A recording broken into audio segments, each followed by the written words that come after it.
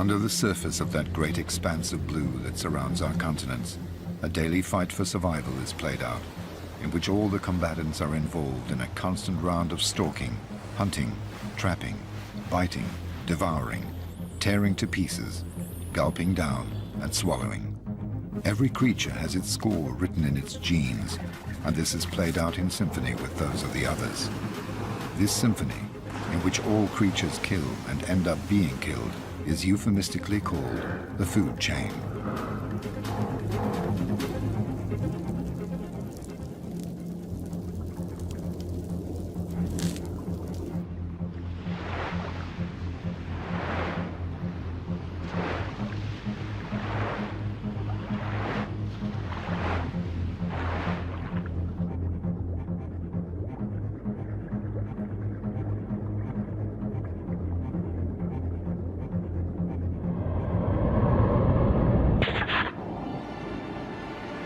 In the Pacific, around the islands of Micronesia, lie shipwrecks that are witness to a war between humans.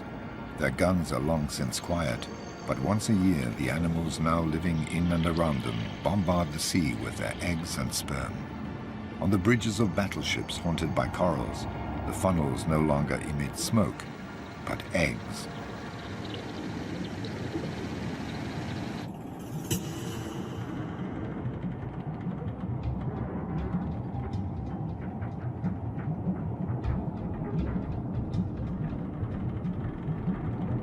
Crown-of-thorns starfish, sea urchins and giant clams, lodged like so many squatters on the wrecks, explode around the time of the spring full moon and release billions of sexual cells which will reproduce when they happen to meet. On the sides of the shell-studded battleships, the fertilized eggs grow, become larvae and mingle with the mass of plankton. There the predators await and swallow them in vast quantities.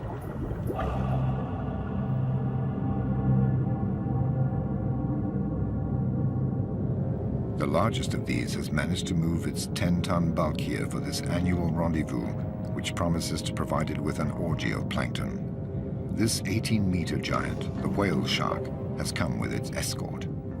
Jacks take advantage of the hydrodynamic effect it creates to travel more quickly and without effort. They adhere to its lips in the hope of gleaning a few scraps of food.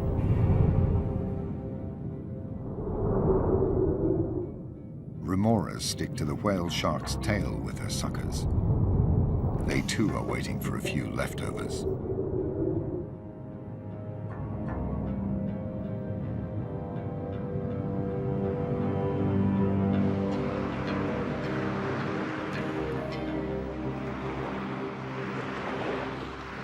The whale shark is joined by other giants.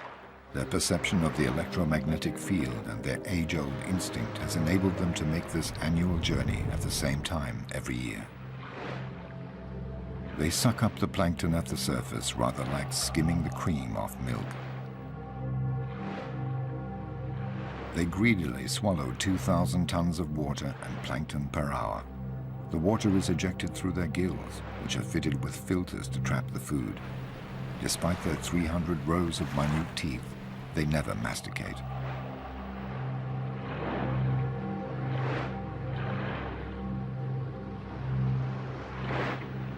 Their horizontal swimming enables them to feed continuously while clearing their filters of the excessive plankton.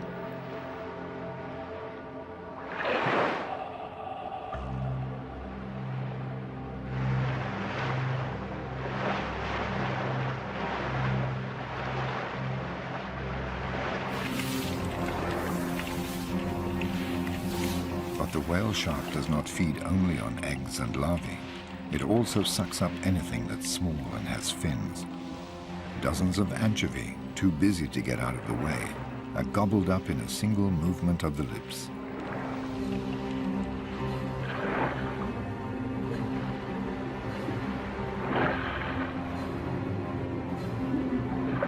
When the school of anchovy takes flight, the shark heaves itself back round towards it. The anchovy then seek to protect themselves by twirling around its body.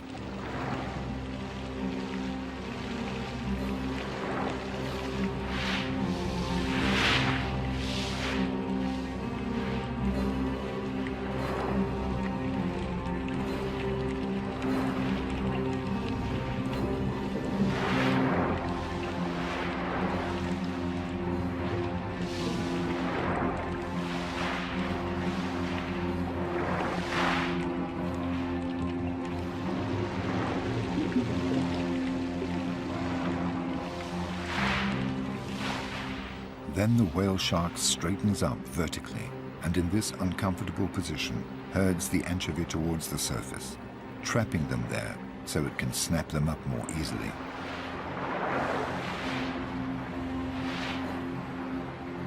You are never alone in the ocean. Inquisitive sea lions come to see this great beast which is feeding on anchovy in their own hunting ground. It has left them without anchovy and is calmly gliding away. The sea lions have noticed more interesting prey, a school of steel pompanos, also attracted by the plankton. Faced with the predator, the steel pompanos regroup into battalions and close their squad's ranks. Like an army of immortals, lost in the mass, they seem invulnerable. The sea lion has a problem, focusing on a single pompano. In response to their zigzagging maneuvers, it counters by dividing up their battalion.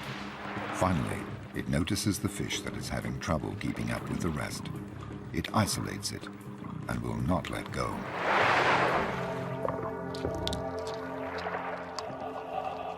The sea lion, which has no hands to seize its prey or suitable teeth to tear it to pieces, breaks it up by hitting it against the surface of the water.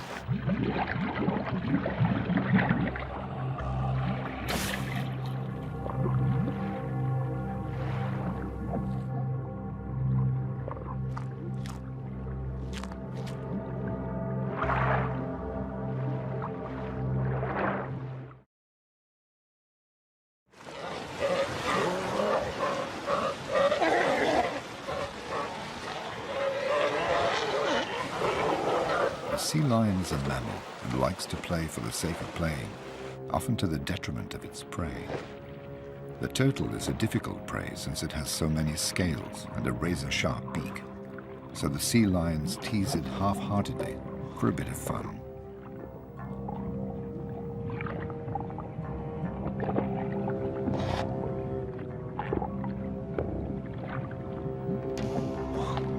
The reptile gets off lightly for the time being.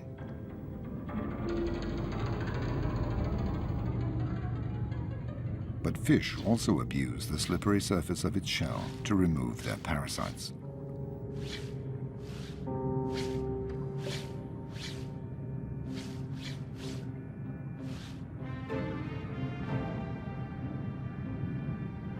The turtle basically lives on what the reefs offer it, coral.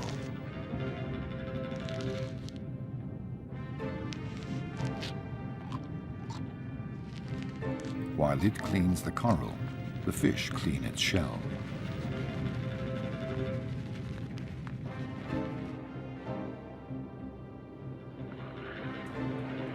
The turtle has found its favorite meal, the sea cucumber, a mollusk. The animal tightens into a ball to avoid being bitten and is swept along by the current towards the rocks where it tries to hide.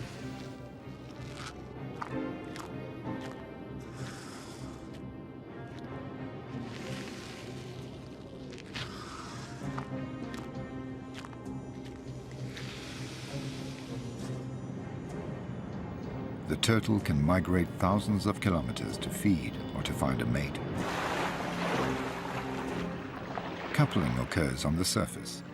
It's a procedure that takes time, and the turtles need to breathe.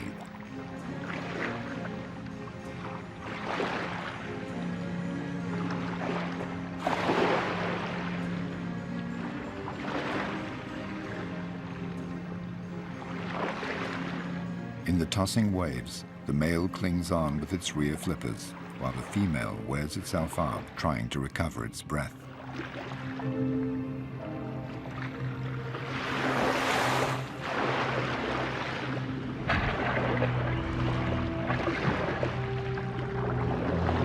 The female will cross an entire ocean to lay her eggs.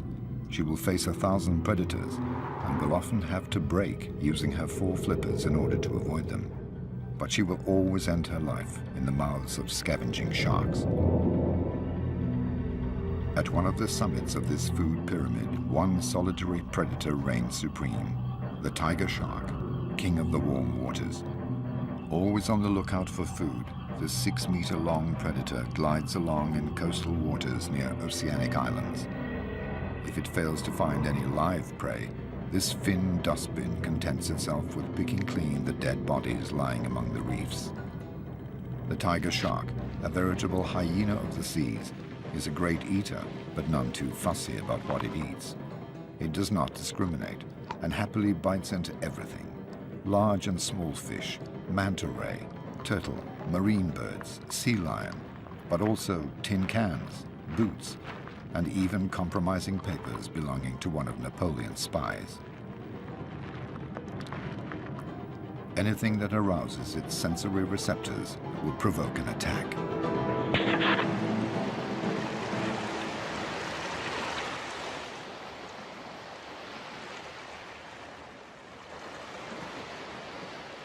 The November full moon shines over the Galapagos Islands. Darwin's Island is the gateway to the infinite expanse of the Pacific. 10,000 kilometers of blue, of marine currents, storms, and deadly traps. Every year, during the full moon of November and December, numerous species of fish come together and initiate their love ritual, which ends in sexual debauchery. Male jacks, attracted by the smell of the pheromones released by the females, set about pursuing them, all against one. The males give up their pursuit as soon as the female has laid her eggs, and they have had the chance to fertilize them. Billions of oocytes turn the sea cloudy and attract another giant predator, the manta ray. This cousin of the shark, supported on wings spanning 6 meters, swims through kilometers of schools of pelagic fish busy reproducing.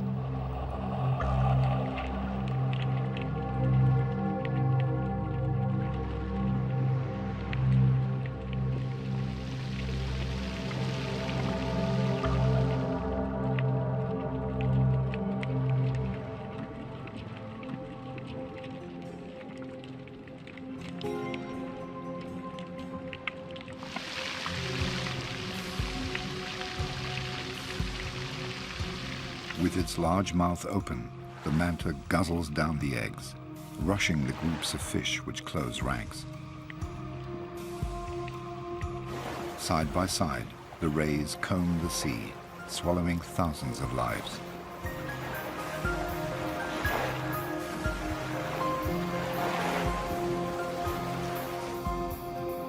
On both sides of its mouth, the manta unrolls the cephalic lobes, which it uses as a spoon to gulp down the plankton.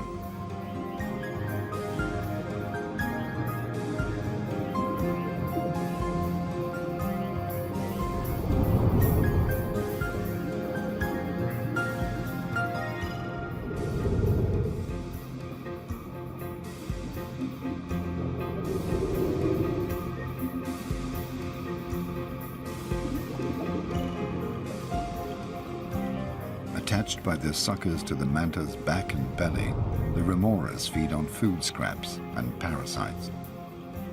And on the remora's back, other parasitic fish bustle about and clean them in turn. Alongside the food pyramid, there is a cleaning pyramid.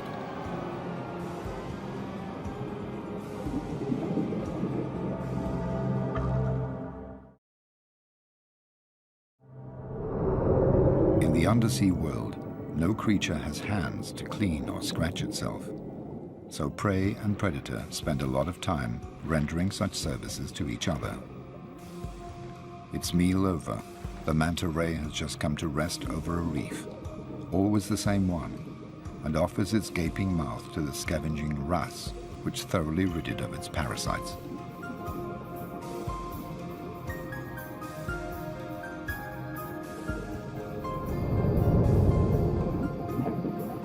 Here are the sea lions again, inspecting the manta ray's large unfurled wings with a view to turning them into a playground.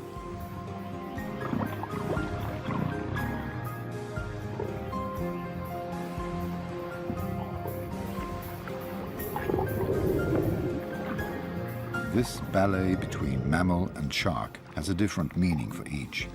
Only the sea lion is sufficiently developed to have a sense of play. It's having fun, while the manta is putting up with its antics. The sea lion discovers a new game: surfing.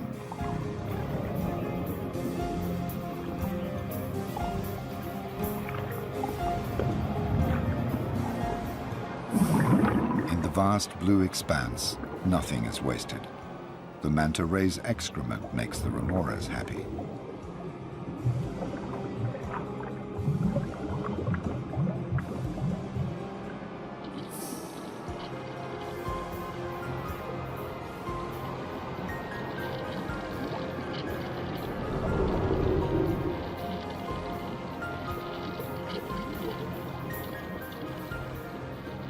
In the sea, everything is recyclable and recycled. The manta ray scraps are patiently absorbed by the mollusk.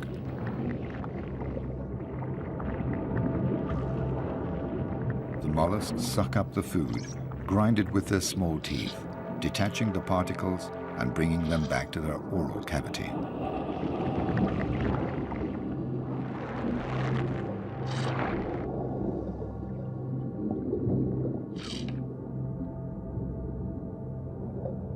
All living organisms shut away among the coral, capture, catch, trap, and feed on minute particles.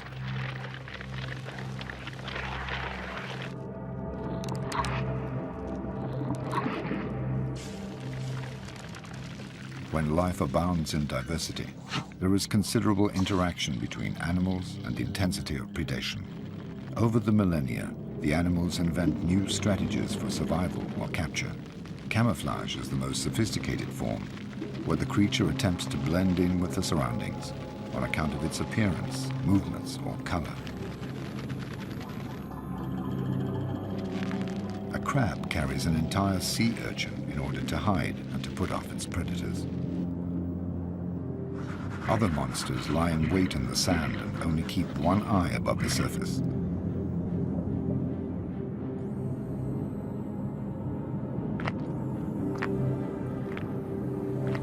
The king of camouflage is undoubtedly the octopus.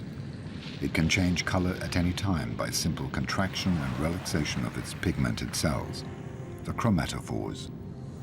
It confuses its enemy and allows it to swoop down on its prey. Its meter-long tentacles crush the large crab in a few minutes, and then its sharp beak tears it apart.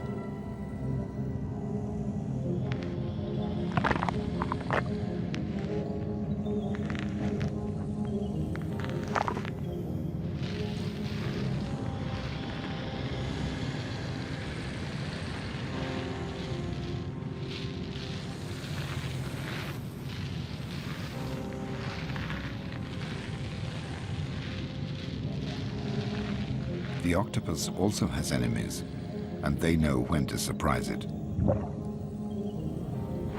Today, this female octopus is building her nest to lay her eggs.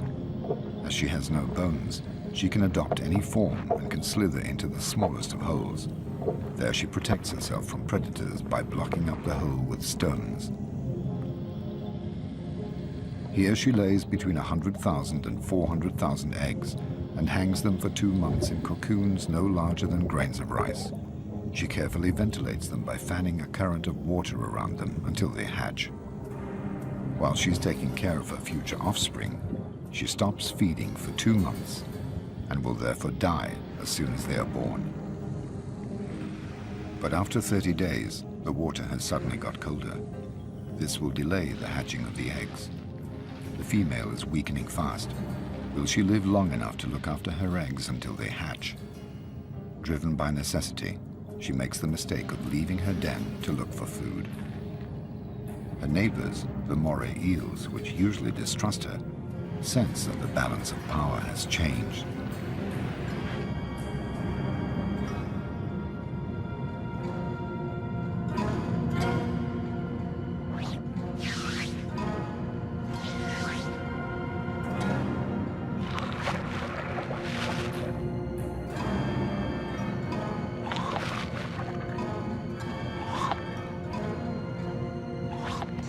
The octopus's ink does not succeed in dissuading its predators.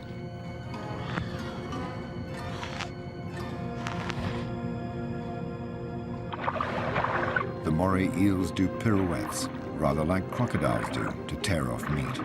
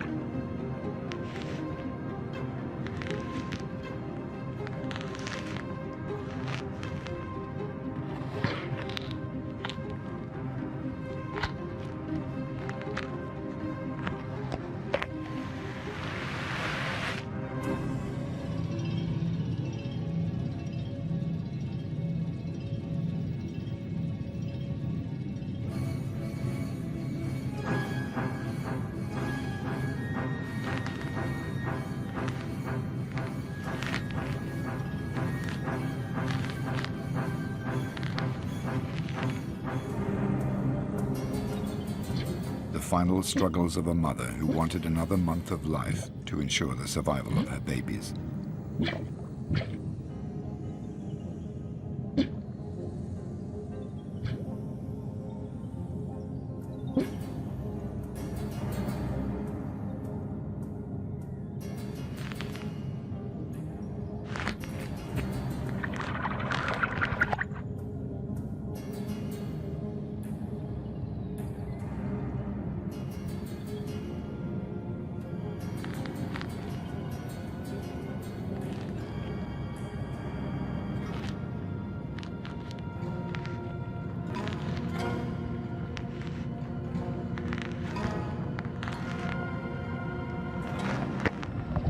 The female dies in one last cloud of ink.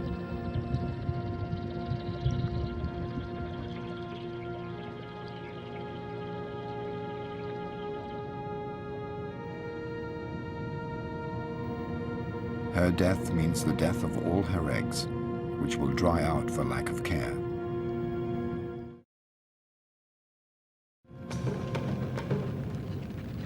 It's the time of the truth, a time when the prey cleans the teeth of the predator, who badly needs it.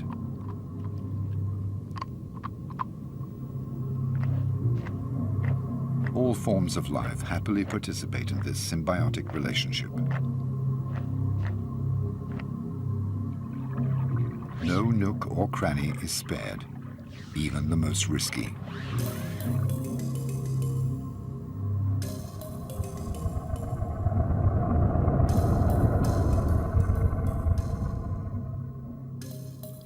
Some fish are more cautious and don't entrust their flanks to others. They rid themselves of their parasites using a stone until it becomes too smooth. Or they use the coarse skin of the coral shark for their grooming.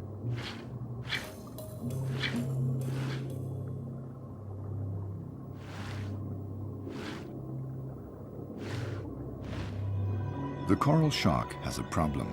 It is not quick and agile enough to catch a healthy fish. It therefore depends on the preparatory work of other fish. These hound an octopus and wound it. The meal is ready, and the coral shark only has to help itself. A relationship of service is also established between the coral shark and the jack. The jack sets about hunting. It attacks and wounds an ailing Creole fish. The Creole fish shelters in a cavity. The whole population of the reef comes rushing in for the kill. But the sharks drive all the other creatures away and fight over the prey. It's every shark for itself. It's a matter of seeing who will be most adept at working its way into the rock crevice.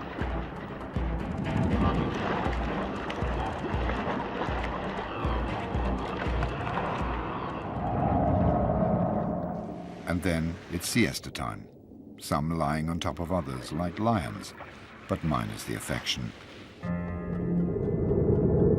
Leopard rays hunt under the very eyes of their predators, but they have nothing to fear from the hammerhead sharks as long as they're not diseased or wounded. They scan the floor with their nose, which is designed to detect crabs, shells, and mollusks. They dig to unearth them and take in sand at the same time.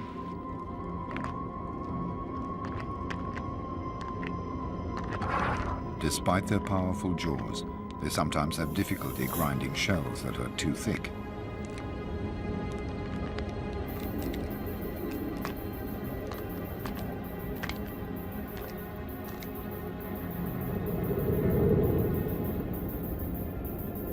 And soon the schools of leopard rays will cover the sea, like so many stars carpeting the sky.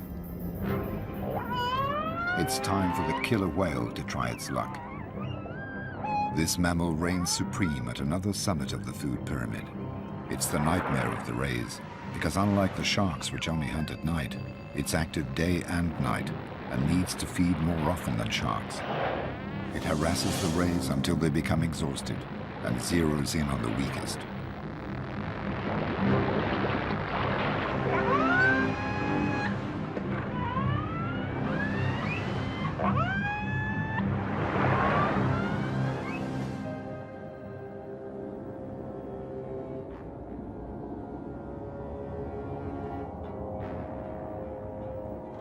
In the deep, night quickly takes hold.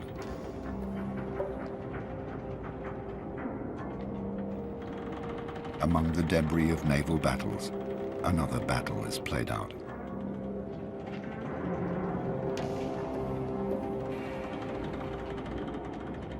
Oocytes, plankton and worms in all shapes and forms bustle about, grow and transform. Schools of young sardines begin to come together, gradually forming enormous shoals. An army of cuttlefish moves into line and maneuvers to surprise them.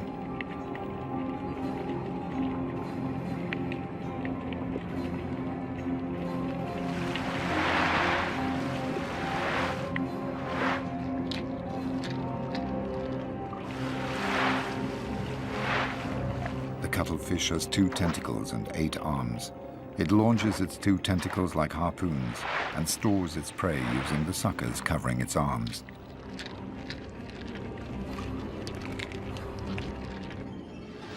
Sharks are also present. At night, the sea belongs to them. They're on the prowl to satisfy their appetite. All their prey know it, and they all lie low.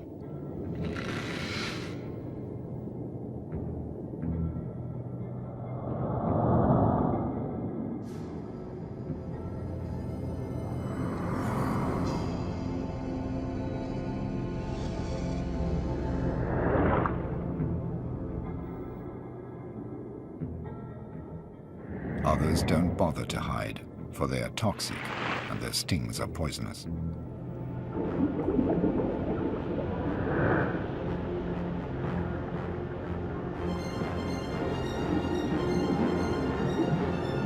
The sharks spread fear, track down hiding places, and hound those fish that panic.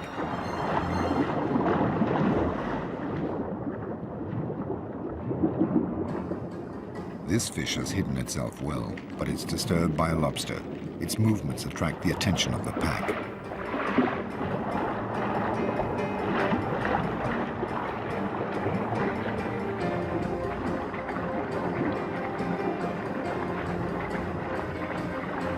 The red fish ends up being caught.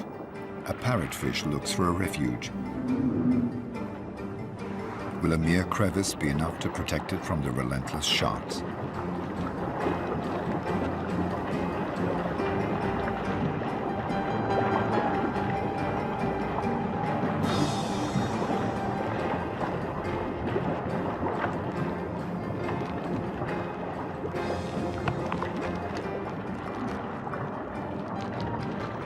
Parrotfish captured by the most skillful causes a frenzy. The sharks lose all their inhibitions and turn on each other.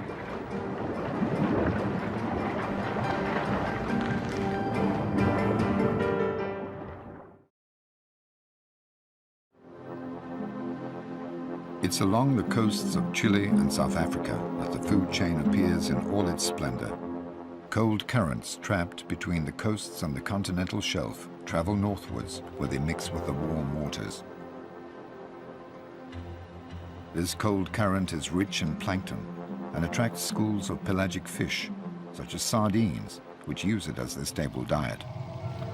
Enormous shoals of sardines are formed, covering several hundred kilometers, and are driven by the cold current surging up the coasts toward the warm waters where they will breed.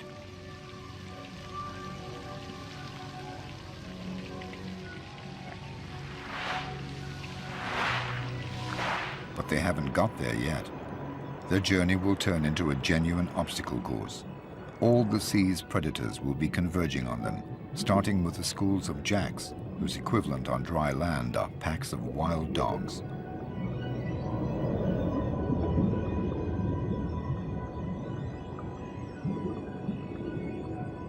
Jacks are very ambitious when they're hungry.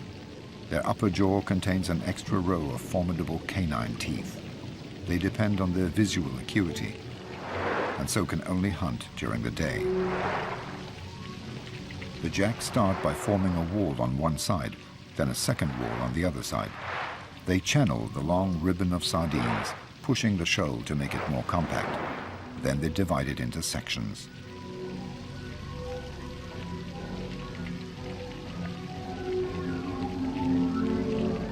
The sardines close ranks, squeezing up against each other.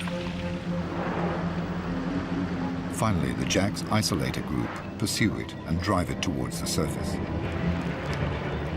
Then they proceed to attack. The first of the many feeding frenzies that the sardines will suffer is beginning.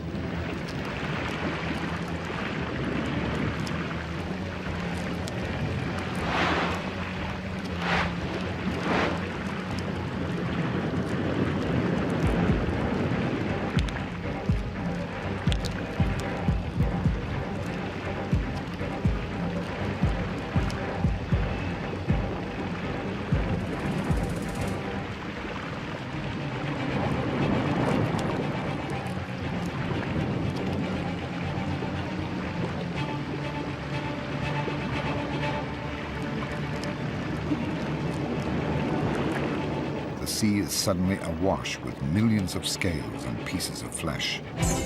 These attract manta rays, which devour the particles.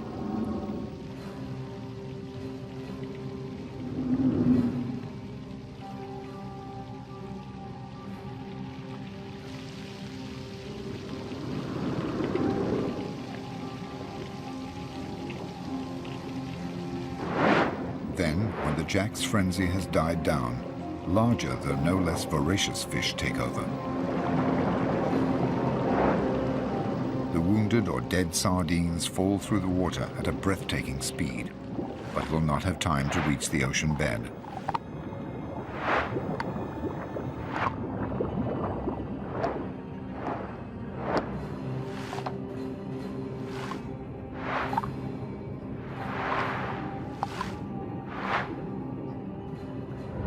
Finally, black-tipped sharks, as always, gather up the remains of the work of others.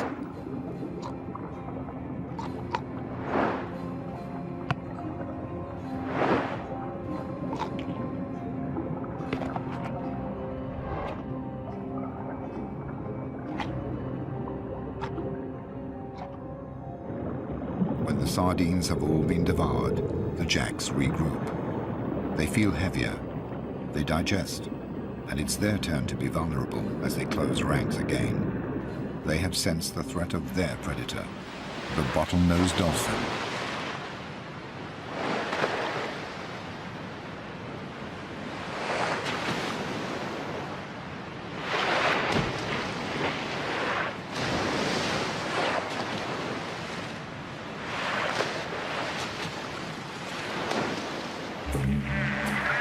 The dolphin is guided by sound. It sends sound signals which hit the fish and bounce back to its lower jaw in the form of images. Once it has seen a jack that is weaker than the others, it doesn't let it go. The jacks have no other defense but to scatter.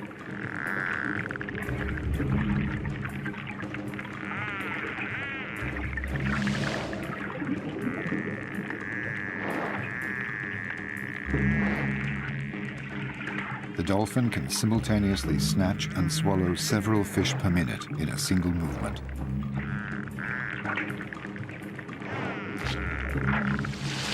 After 6 minutes, the bottlenose dolphin has to return to the surface to breathe. The enormous school of sardines continues its progress northwards. All the sardines are the same size and the same age.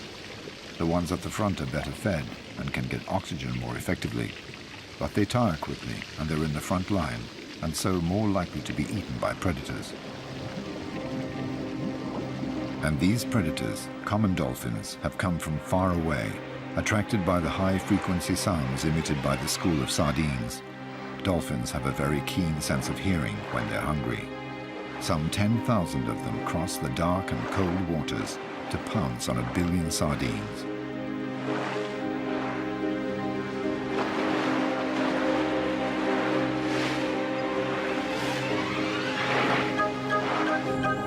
They're all there, the females with their young pressed against their belly, supervised by groups of male guardians. The oldest trail at the rear.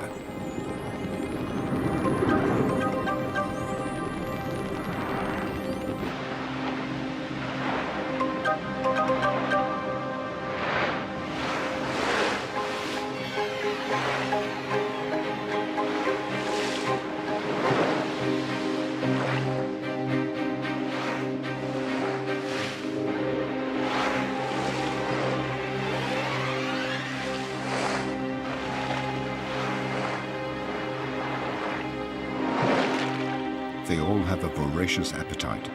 They communicate their enthusiasm and fine-tune their hunting strategy. The well-organized dolphins dive under the shoal of sardines and push it up towards the surface. All they have to do now is open their mouths and help themselves.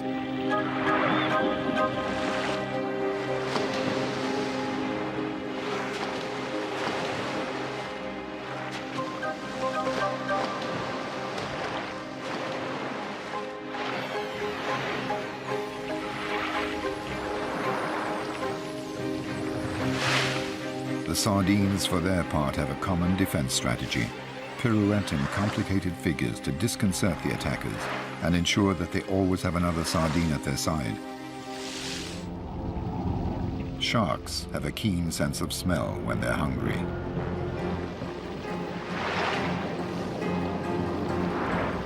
Unlike dolphins, sharks don't live in a cohesive social structure. It's every shark for itself.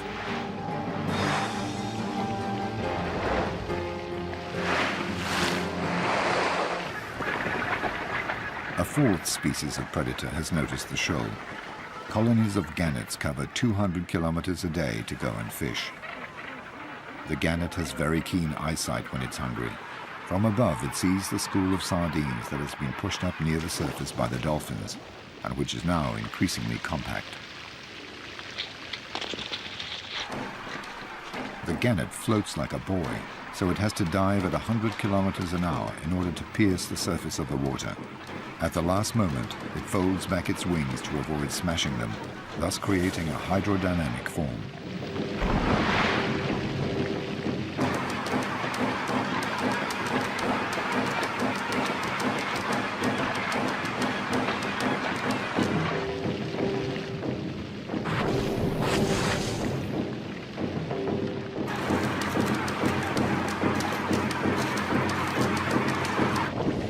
Gannets dive in successive waves, up to 30 meters deep.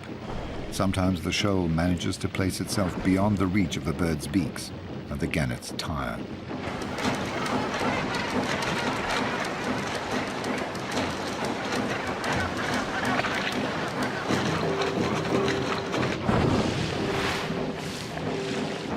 Predators arrive from all over, common dolphins guided by their sense of hearing,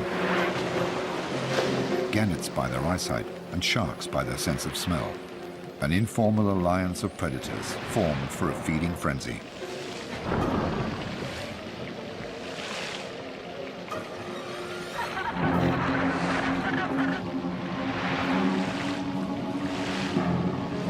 And soon the greatest predator will make its presence felt: the bride whale.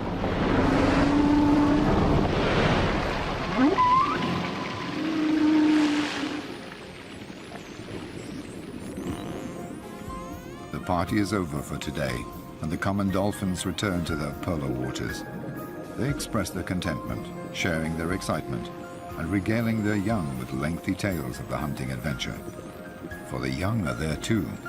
They have not taken part in the hunt, but they have observed it, hidden beneath the belly of the adult females. The females took it in turns to dissuade the sharks from coming near until they had all eaten their fill. The school of sardines, despite its losses, continues northwards and approaches the coast.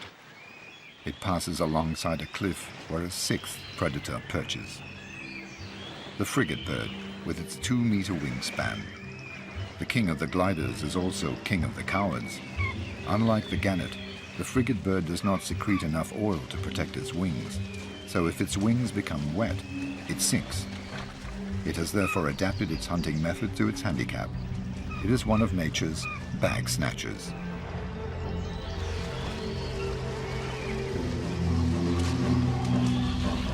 Under the water, the sharks jam an isolated school of sardines up against the surface to finish it off.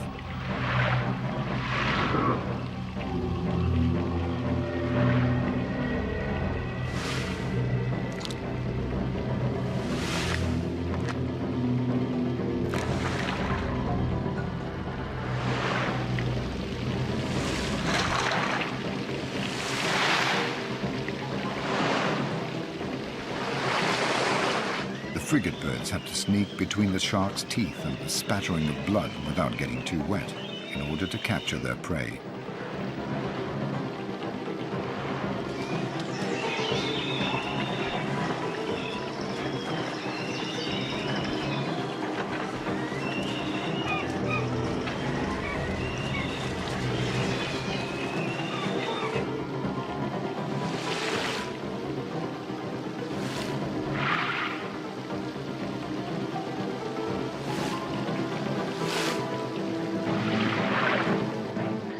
When one of the frigate birds captures a sardine, all the others hurl themselves onto it to get their share.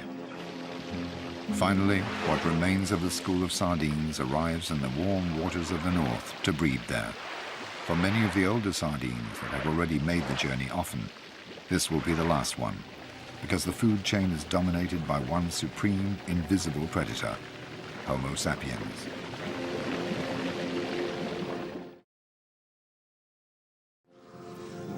The overly warm waters, the stress created by the predators, and asphyxia due to the sardine's compact formation have caused collateral damage.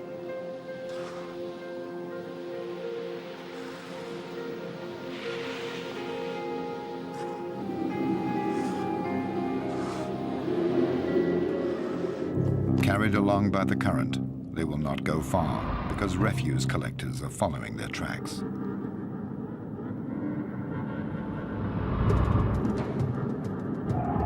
The cleaners of the seas work furiously at emptying every reef and every crevice. They are so excited and overworked that they become clumsy.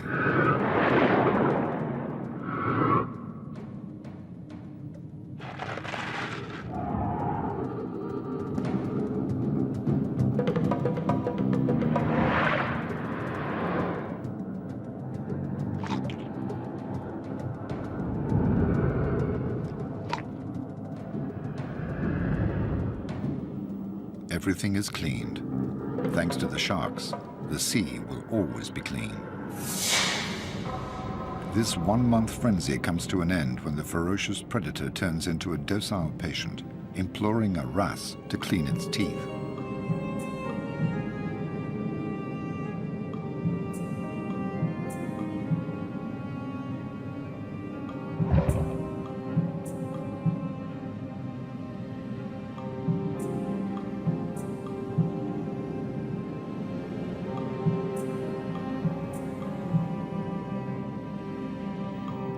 Its body is so tense above the reef that it forgets to swim and risks sinking.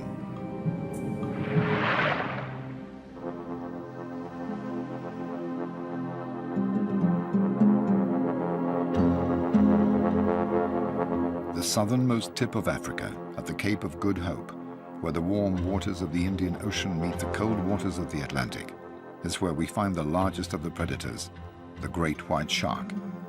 It lords it over a large area containing a dozen colonies of sea lions, its favorite prey.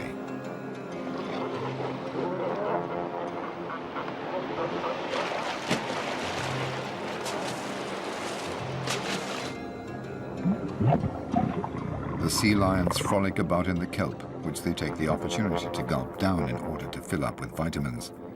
In a radius of a few meters around the island, they feel safe thanks to the shallow water. Among the panic-stricken sardines, they're enjoying themselves, playing with the cormorants.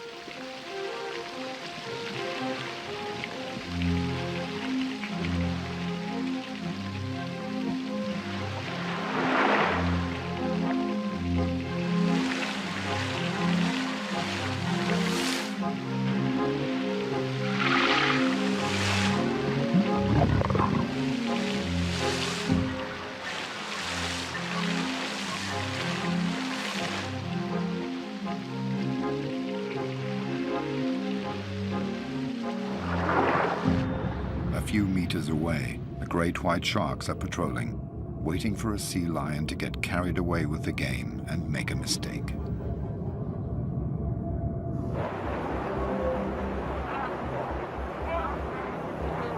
Some 20 great whites are laying siege to these 2,000 sea lions on the little island.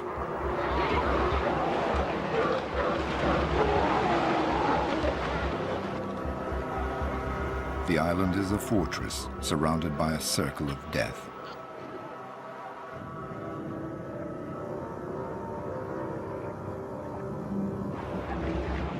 The 6-meter-long great whites glide close by the island, but don't dare penetrate the kelp which surrounds it, out of fear of getting stuck there among the rocks on account of their size. This predator and its prey have swum face to face for thousands of years.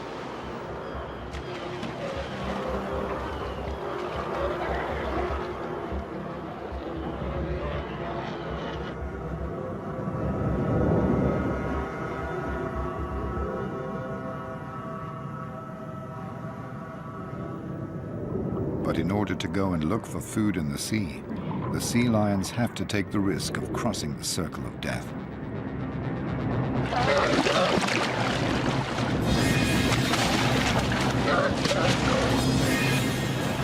The sea lion is knocked about, but as happens every so often, it manages to escape thanks to its agility. Back to the school of sardines. Surviving fragments are returning to cold water.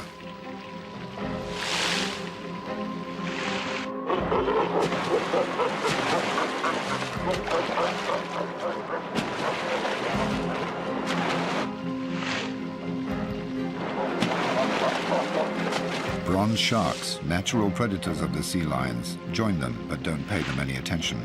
But the sea lions make sure they keep behind the sharks, even nibbling at their tails by way of teasing.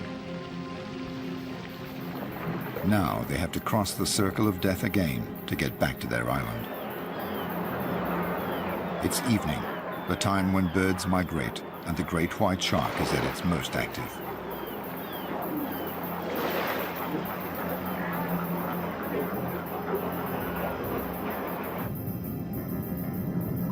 For their part, the sea lions are tired after their long journey and are less vigilant.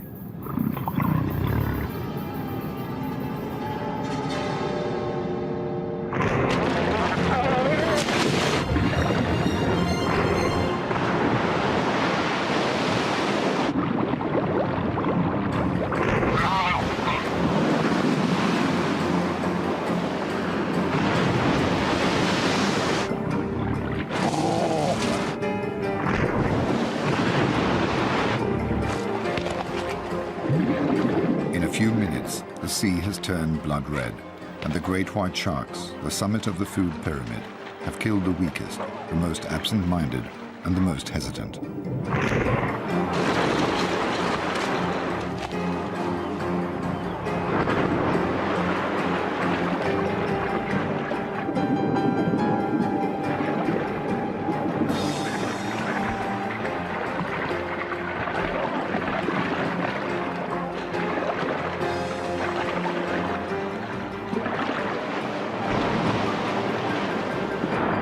Over the course of thousands of years, each animal in its own way has brought about a natural selection amongst its prey.